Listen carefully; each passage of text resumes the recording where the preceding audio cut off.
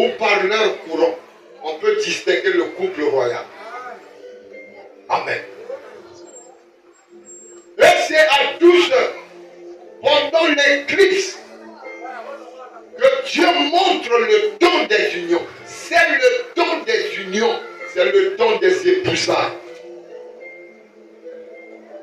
Amen. Amen.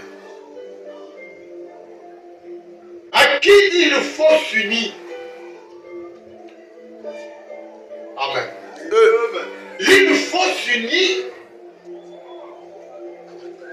Il faut l'union avec l'époux. Amen. Avec l'époux. Mais qui est l'époux? Qui est l'époux?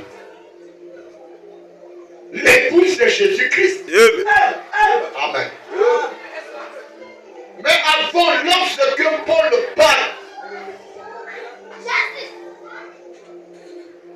il dit, je vous ai fiancé à un seul époux. Je vous ai fiancé à un seul époux.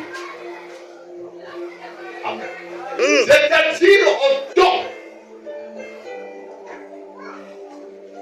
des fiançailles. La fiancée était aux mains des apôtres. La fiancée était aux mains des apôtres et aux mains des prophètes. C'est pour cela l'apôtre Paul dit, je vous ai fiancé à un seul époux. Alléluia. Jean dit, celui qui a l'épouse, c'est l'époux. Qui est l'époux? L'époux, c'est Jésus. Ils peuvent prophétiser. Ils peuvent guérir les malades. Ils peuvent ressusciter les morts. Mais ils ne seront pas l'époux. L'époux, c'est Jésus. Un seul est l'époux.